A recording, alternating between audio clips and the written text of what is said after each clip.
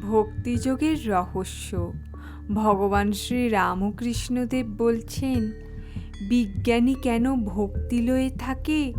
এর উত্তর এই যে, আমি যাই না।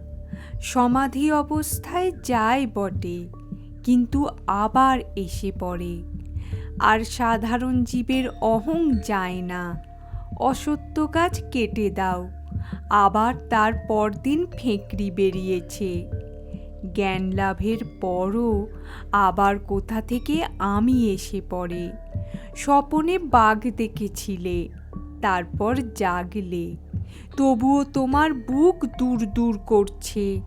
জীবের আমি লয়েই তো যত যন্ত্রণা। গরু হাম্বা হাম্বা করে, তাই তো অত যন্ত্রণা। লাঙলে জোরে, রোদ বৃষ্টি গায়ের উপর দিয়ে যায়, আবার কষাইয়ে কাটে, চামড়ায় জুতো হয়, ঢোল হয়, তখন খুব পেটে, তবুও নিস্তার নাই। শেষে নাড়ি ভুঁড়ি থেকে তাঁত তৈয়ার হয়, সেই তাঁতে ধুনুরির যন্ত্র হয়। তখন আর আমি বলে না, তখন বলে তুহু তুহু, অর্থাৎ তুমি তুমি। যখন তুমি তুমি বলে, তখন নিস্তার। হে ঈশ্বর, আমি দাস, তুমি প্রভু। আমি ছেলে, তুমি মা। রাম জিজ্ঞাসা করলেন, হনুমান, তুমি আমায় কিভাবে দেখো? হনুমান বললে, রাম, যখন আমি বলে আমার বোধ থাকে, তখন দেখি তুমি পূর্ণ, আমি অংশ, তুমি প্রভু, আমি দাস। আর রাম, যখন তত্ত্বজ্ঞান হয়, তখন দেখি তুমি আমি, আমি তুমি। সেব্য সেবক ভাবই ভালো, আমি তো যাবার নয়, তবে থাক শালা দাস আমি হয়ে। আমি ও আমার, এই দুটি অজ্ঞান। আমার বাড়ি, আমার টাকা, আমার বিদ্যা, আমার এই সব ঐশ্বর্য, এই যে ভাব, এটি অজ্ঞান থেকে হয়। হে ঈশ্বর, তুমি কর্তা, আর এসব তোমার জিনিস। বাড়ি, পরিবার, ছেলেপুলে, লোকজন, বন্ধু বান্ধব, এসব তোমার জিনিস। এ ভাব জ্ঞান থেকে হয়। মৃত্যুকে সর্বদা মনে রাখা উচিত। মরবার পর কিছুই থাকবে না। এখানে কতকগুলি কর্ম করতে আসা, যেমন পাড়াগাঁয়ে বাড়ি, কলকাতায় কর্ম করতে আসা। বড় মানুষের বাগানের সরকার, বাগান যদি কেউ দেখতে আসে, তা বলে এ বাগানটি আমাদের, ও পুকুর আমাদের পুকুর। কিন্তু কোনো দোষ দেখে বাবু যদি ছাড়িয়ে দেয়, তার আমের সিন্দুকটা লয়ে যাবার যোগ্যতা থাকে না, দারোয়ানকে দিয়ে সিন্দুকটা পাঠিয়ে দেয়। ভগবান দুই কথায় হাসেন।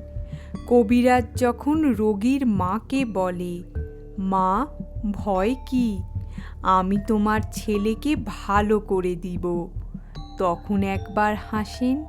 এই বলে হাসেন, আমি মারছি, আর এ কি না বলে আমি বাঁচাবো। কবিরাজ ভাবছে, আমি কর্তা, ঈশ্বর যে কর্তা, এ কথা ভুলে গেছে। তারপর যখন দুই ভাই দড়ি ফেলে জায়গা ভাগ করে, আর বলে, এদিকটা আমার, ওদিকটা তোমার, তখন ঈশ্বর আর একবার হাসেন। এই মনে করে হাসেন, আমার জগৎ ব্রহ্মাণ্ড, কিন্তু ওরা বলছে এ জায়গা আমার আর তোমার। তাকে কি বিচার করে জানা যায়? তাঁর দাস হয়ে, তাঁর শরণাগত হয়ে তাঁকে ডাকো। তাঁকে পাণ্ডিত্য দ্বারা বিচার করে জানা যায় না। বিশ্বাস আর ভক্তি চাই। বিশ্বাসের কত জোর শুনো।